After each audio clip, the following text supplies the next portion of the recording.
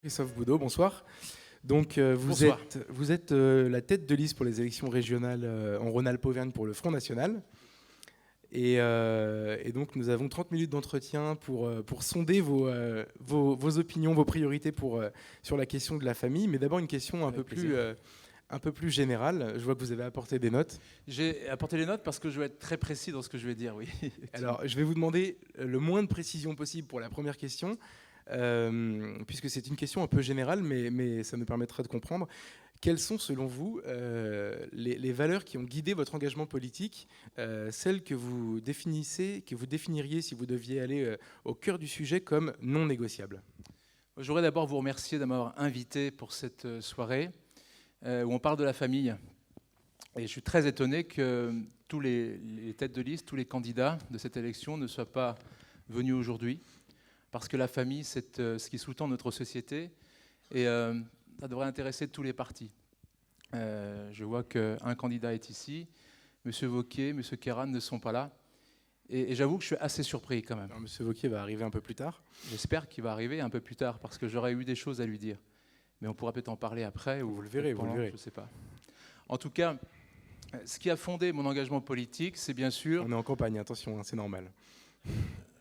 Non, mais c'est vrai que vous m'annoncez un débat avec plusieurs têtes de liste. J'aimerais les voir. Allez-y. Alors. En tout cas, pour vous répondre très, très précisément, ce qui a fondé mon engagement politique sont les défenses de nos valeurs. Ce sont les défenses des racines chrétiennes de la France, défense de la famille comme cellule de base de la société. Et je crois que l'utilité d'un homme politique, transversalement dans tous les dossiers, dans toutes les lignes budgétaires d'une collectivité, c'est de défendre la famille, c'est de défendre le modèle de famille que nous aimons, c'est-à-dire un papa, une maman, des enfants. Donc c'est ça aussi qui sous-tend mon engagement politique. Et bien autre chose aussi, l'identité, les valeurs culturelles. Mais la grande valeur culturelle des Français, de ce que nous représentons, c'est la famille pour moi. Alors, vous, président de région, comme dirait François Hollande, si le 13 décembre prochain vous êtes élu à la tête de cette région, quelles seront vos priorités, si vous deviez nous les résumer en quelques points, les grands axes prioritaires de votre projet, de votre programme? Il y a un programme qui est assez fourni, je vais vous en faire grâce ce soir, mais en tout cas, il y a une chose qui est très importante, que je considère comme très importante, c'est de supprimer l'idéologie dans cette région. Parce qu'on se rend compte que dans toutes les commissions, il y a 16 commissions là, à la région, dans toutes ces commissions-là, l'idéologie est partout. Les subventions sont données, sont accordées selon des critères qui sont très idéologiques. Ça, c'est très important pour moi de pacifier, de neutraliser un peu cette région pour que la puissance financière de la région et les politiques publiques s'accordent sur tous les sujets. C'est-à-dire, quelle idéologie vous voulez en fait neutraliser au sein de la région? Par exemple, tout ce qui est idéologie sous couvert de lutte contre la discrimination, par exemple. On voit très bien que dans toutes les politiques publiques, même dans les transports, même dans toutes les dossiers régaliens, les sujets régaliens de la région, les transports, la formation professionnelle, les lycées, beaucoup, même l'emploi, l'apprentissage, vous avez des subventions qui sont subordonnées à des critères qui finalement arrivent de plus en plus dans l'idéologie. Et ça, c'est très remarquable dans cette région et j'espère que tout ça va changer à partir du 14 décembre prochain. En tout cas, moi, je ferai tout pour que ça change. Mais au niveau du programme, pour vous répondre très précisément, évidemment que nous allons baisser la dépense publique de fonctionnement, parce que nous nous rendons compte que l'investissement, finalement, est annihilé par un trop-plein de fonctionnement dans cette région. Nous voulons aussi accorder toute la puissance financière sur le monde rural, parce que le monde rural est oublié, les agriculteurs sont oubliés de nos politiques publiques. Et la région, par exemple, sur un budget de 3 milliards 100 millions d'euros, la région consacre à peu près 40 millions d'euros à l'agriculture. Donc ça, c'est un problème. Et un problème aussi complémentaire, c'est la désertification rurale et médicale. Donc tout ça, l'aménagement du territoire globalement. Donc tout ça doit être corrigé par une région qui serait bouclier en fait, pour les Rhône-Alpins et les Auvergnats. Alors, vous avez cité tout à l'heure, on aura le temps de développer un peu tout ça, mais parmi les valeurs incontournables et non négociables de votre engagement politique, la famille. Quelle est, selon vous, aujourd'hui, quelle vision de la famille voulez-vous défendre dans votre vie politique et surtout dans ces élections régionales? Quel est le contexte dans lequel, selon vous, une famille doit évoluer pour être le plus heureuse, s'épanouir au maximum? Et moi, le modèle familial que je défends, c'est le modèle familial traditionnel, c'est-à-dire un papa, une maman, des enfants. Ça me semble, évidemment, ça me semble être le modèle à privilégier. C'est le modèle naturel de la famille. Et c'est pour ça que dans cette région, je vous ai parlé tout à l'heure de l'idéologie qui était partout. Nous devons, nous, en tant que président de région, associer la famille, par exemple, aux dispositifs régionaux. On a le sentiment, et c'est pas plein un sentiment, c'est une réalité, que la famille n'est pas reconnue. Elle est laissée en dehors des dispositifs, elle est laissée en dehors des budgets, en dehors des décisions qui sont prises, pour lui préférer une famille, j'allais dire, moins traditionnelle. Vous avez, pardon, je vous coupe, des exemples de cas concrets où cette idéologie, qui est contraire à celle que vous défendez, est promue par la région ou pas? Disons qu'il y a beaucoup de subventions qui sont accordées aux associations, par exemple LGBT, pour ne pas la citer, et d'autres encore. On a l'impression que ces associations-là, qui sont en fait des minorités très agissantes, sont beaucoup mieux prises en compte que des associations qui seraient... D'ailleurs, l'absence de Jean-Jacques Kéran ce soir est tout à fait emblématique.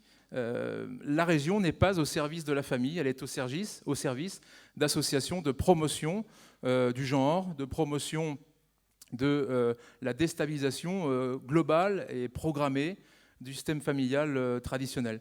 Donc moi, sur mes listes, j'ai voulu faire large place à des personnalités qui sont en tête de liste, ou même parfois en position éligible, ou parfois en position après, à des personnalités qui ont été à la pointe des mouvements familiaux, la Manif pour tous, bien sûr, les enfants des terreaux aussi, pour ne pas les citer, et toutes ces personnalités qui se sont engagées vraiment dans le combat pour la Manif que Madame de la Rochère, que d'autres ont initié à l'époque, et qui, vraiment, ça a été, je crois, un coup de fouet et une révélation pour les Français, parce qu'on s'est rendu compte que le peuple de droite, mais pas seulement le peuple de droite, aussi les gens qui étaient attachés à la famille, et pas seulement que de droite, se sont dit, ça y est, maintenant, on est entre nous et on peut faire bouger les choses. On peut essayer d'être l'aiguillon des politiques, même si par idéologie, les politiques ont voté finalement cette loi Taubira, bien aidés par d'autres qui n'étaient pas de gauche, d'ailleurs,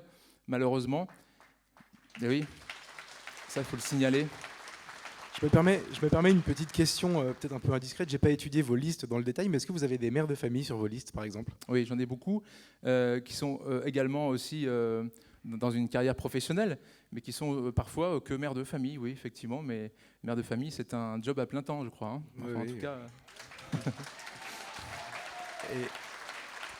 Et justement, on imagine, puisque c'est un job à plein temps, quelle doit être leur difficulté à mener campagne en même temps et éventuellement avoir un boulot en plus.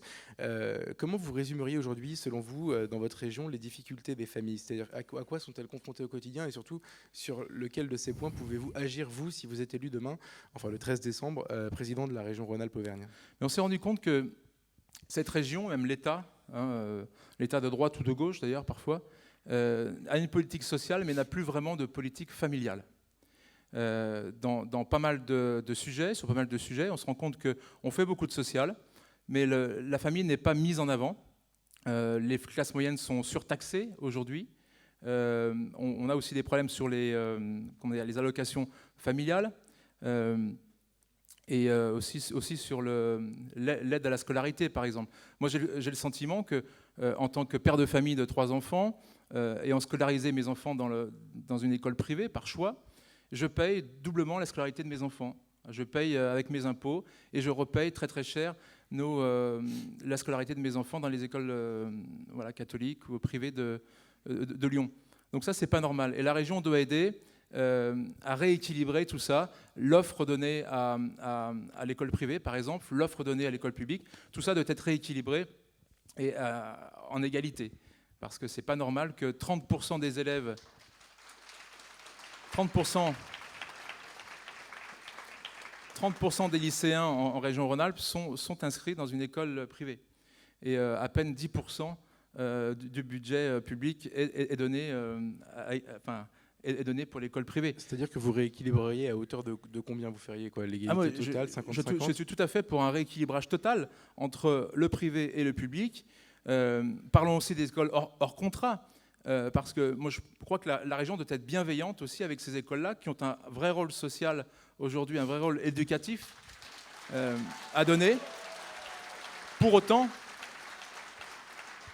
qu'elles fassent la promotion de l'assimilation, à la France. Ça me paraît être quand même une donnée importante. Donc je reviens sur la question dont vous parliez tout à l'heure sur l'idéologie, puisqu'il n'est pas là, on peut dire un peu de mal de lui, Jean-Jacques Kéran. À votre avis aujourd'hui, la région promeut l'inverse de l'assimilation, c'est-à-dire, enfin je vous pose la question, c'est... Oui, c'est partout sur tous les sujets. L'autre jour, je suis arrivé à mon bureau, il était 18h, il y avait une centaine d'enfants, enfin de jeunes lycéens qui étaient dans les couloirs. Ils portaient tous un badge, la laïcité a-t-elle un sexe, la région a-t-elle un sexe ? Et c'était la fin d'un colloque de plusieurs centaines de lycéens qui avaient été en fait formatés ou je sais pas, rééduqués, on va dire, sur ces sujets-là. Donc la région emploie de l'argent pour ce genre de choses, alors qu'elle aurait bien d'autres choses à faire. Mais moi, je veux, par exemple, je ne sais pas si c'est une question que vous allez poser, mais je veux créer une vice-présidence déléguée à la famille. On va y venir, oui. Je ne sais pas si c'est une question que vous proposez, mais... On va y venir, mais on était sur les subventions. Vous avez parlé, vous, des subventions. Dans la vie quotidienne des familles, on sait qu'il y a un poids très lourd qui est porté sur les dépenses, notamment de cantine, les dépenses éventuellement de nounou, etc. Est-ce que vous avez des pistes là-dessus pour aider les familles au quotidien, et notamment celles qui veulent avoir des enfants, qui veulent avoir plus d'un enfant, comme on n'est pas en Chine, on a le droit d'avoir plus d'un enfant ici. Est-ce que vous avez des pistes de développement plus concrètes pour aider les familles qui souhaitent être plus nombreuses? Oui, je parlais tout à l'heure de l'égalité privée-publique. Il faut aider, bien sûr, même dans les cantines, il faut aider les transports aussi. Mais tout ça, c'est du fonctionnement. Vous allez me dire, moi je veux baisser le fonctionnement et je veux augmenter l'investissement. Mais évidemment, il y a du bon fonctionnement et du mauvais fonctionnement. Quand il y a le bon fonctionnement, c'est pour aider les familles. Le bon fonctionnement, c'est pour enlever l'idéologie de la région. Voilà, ça, on peut le dire. Et tout l'argent qui sera pris ailleurs, parce que nous voulons baisser les impôts, nous voulons stabiliser la pression fiscale et la baisser. Mais tout cet argent-là sera trouvé dans une certaine politique de la ville, par exemple, dans la suppression des subventions aux associations politiques, syndicales ou communautaristes. Vous avez des dizaines de millions d'euros qui sont dépensés chaque année pour ces associations-là, en fait, qui font le contraire de l'assimilation. Donc cet argent-là sera trouvé pour aider les cantines scolaires, pour vraiment aider les thèmes régaliens de cette région, les transports aussi scolaires, puisque la région, vous savez, avec la nouvelle réforme territoriale, a récupéré les transports scolaires, sauf dans la métropole d'ailleurs, de Lyon. Mais voilà, donc tout cet argent-là sera mis pour rééquilibrer l'offre publique, l'offre régionale, pour ces sujets-là. C'est-à-dire que vous dites que vous allez baisser le fonctionnement et en même temps qu'aujourd'hui, il n'y a pas assez qui est donné pour le développement pour les familles, donc vous augmenterez concrètement, c'est une mesure c'est une promesse que vous faites électorale, d'augmenter le budget alloué aux familles. Oui, nous ne sommes pas à la région pour l'instant, nous ne sommes pas au fait, à la gestion de la région. Si vous êtes élu. Donc évidemment que nous ferons un audit des politiques publiques, parce que vous savez, la région Rhône-Alpes, il y a un gros problème, c'est l'évaluation de la politique publique. Personne ne sait, il n'y a pas des budgets dédiés en fait à chaque chose, mais tous les budgets sont transversaux. Donc vous avez des lignes budgétaires qui sont croisées, donc il est très difficile, sauf dans certains budgets, mais sinon il est très difficile de voir quel argent est véritablement employé à droite ou à gauche. Mais c'est une volonté que j'ai en tout cas, c'est une volonté de mes colistiers, c'est une volonté de tous mes vice-présidents. Alors, question plus concrète, est-ce que vous envisagez la création d'une carte région-famille pour faciliter la vie des familles, notamment en termes de transport, d'installations sportives, d'événements, de culture et de loisirs? Oui, alors il y a déjà la carte EMRA. La carte EMRA qui est une carte d'accès privilégiée, c'est-à-dire de financement privilégié à la culture, au cinéma, aux livres scolaires. C'est une très bonne chose. Pour ceux qui ont des enfants au lycée, c'est une très bonne chose. Ça aide beaucoup les familles à acheter des livres scolaires. Je crois qu'il y a 100 € par an qui sont dévolus à l'achat des livres scolaires. Mais la carte EMRA de la région, elle fait aussi large place à des mesures idéologiques. Par exemple, il y a un pass contraception, il y a un pass pilule du lendemain, qui équivaut finalement, qui conduit à substituer la région aux parents. Donc c'est pour ça que nous votons contre la carte EMRA, globalement, parce que nous considérons que c'est aux parents d'éduquer leurs enfants et non pas à la région de se substituer à eux. C'est-à-dire que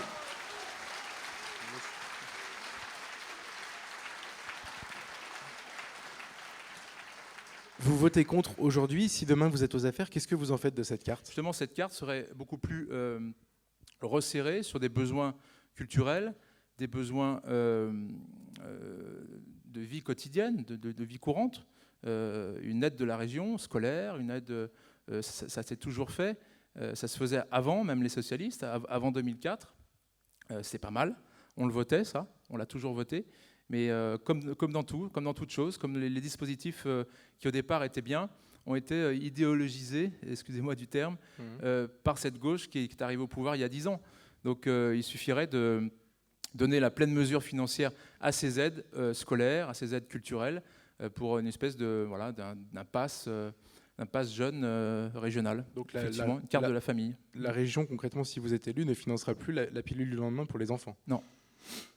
Non, parce qu'il peut y avoir des mesures d'urgence, mais je considère que ce n'est pas la région de se situer aux parents. Voilà. C'est aux parents de prendre cette décision-là, qui est une décision difficile et une décision très grave. Alors, tout à l'heure, vous avez commencé à vendre un peu la mèche. Moi, la question que j'allais vous poser, c'était de savoir si vous vouliez créer une commission pour la famille et pour l'enfant, et quel rôle vous souhaitiez lui donner. Vous avez commencé à dire que vous alliez créer une vice-présidence pour la famille. Alors, je vous écoute, on vous écoute sur le sujet. Une vice-présidence pour la famille et pour la protection des plus faibles, notamment le handicap aussi, qui est très mal pris en compte en France. Et notamment, je lisais l'autre jour je regardais un reportage qui disait que plus de 46 000 familles en France n'ont pas de solution véritable pour leurs enfants. Beaucoup partent en Belgique parce qu'eux investissent beaucoup sur ces sujets-là. La France ne fait pas assez. Par exemple, donc cette vice-présidence sera déléguée à la famille et à la protection des plus faibles. Et tout l'argent, majeure partie de l'action internationale de la région, sera réemployé dans cette commission famille, dans cette vice-présidence. Par exemple, à la région, vous savez, PS et UMP confondus, parce que souvent, ils votent les mêmes choses. Vous avez, par exemple, on vote 400 000 € pour créer des cinémas au Burkina Faso. On donne 55 000 € pour aider les PME vietnamiennes à Ho Chi Minh Ville, 11 000 € pour un kit d'information pour les Palestiniens pour qu'ils se sentent citoyens du monde. Alors moi je veux bien, mais dans une situation budgétaire contrainte, je crois que cet argent-là sera beaucoup mieux employé dans cette commission famille et la protection des plus faibles.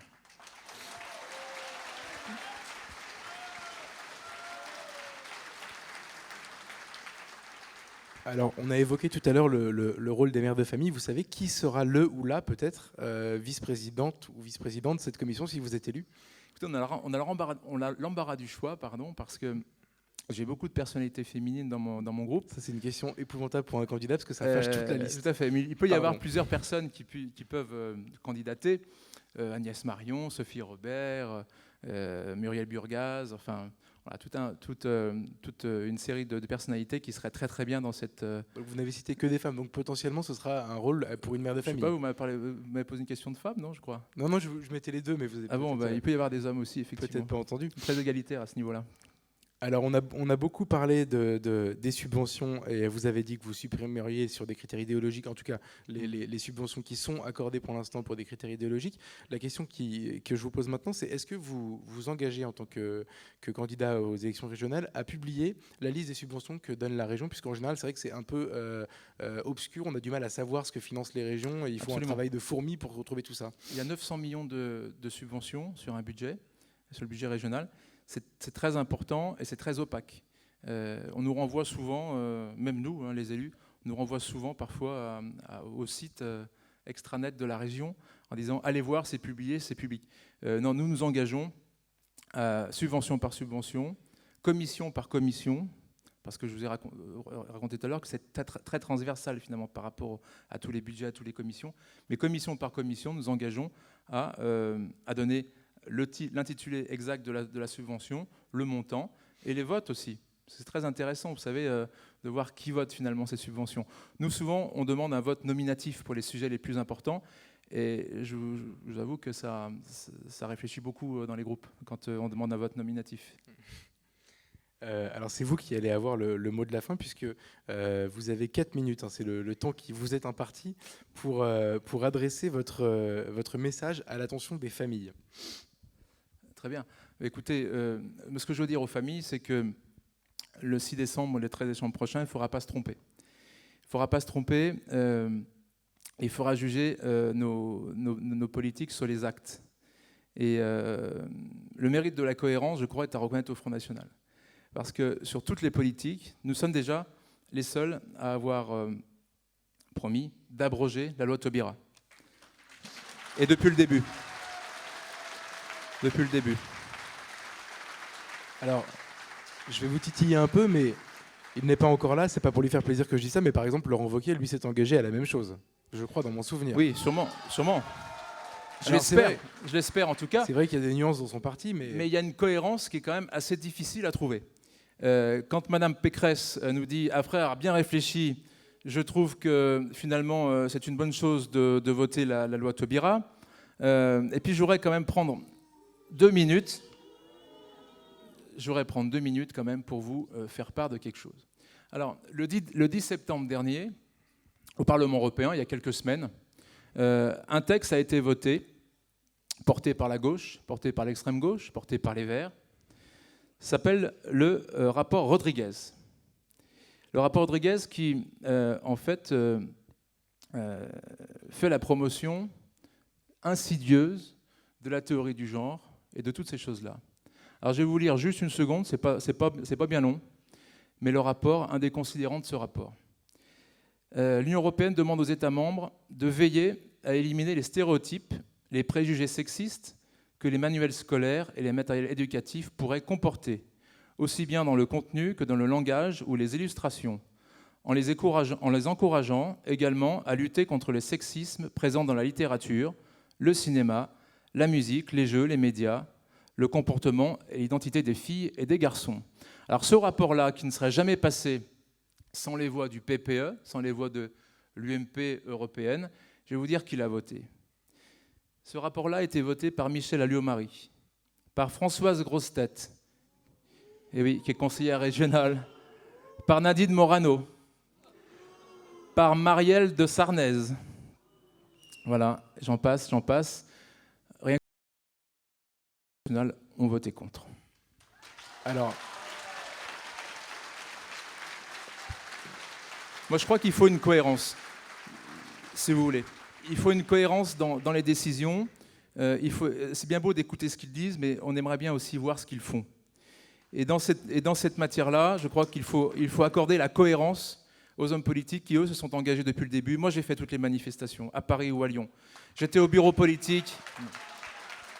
J'étais au bureau politique quand Marine Le Pen a dit on abrogera cette loi, tout de suite, à l'unanimité.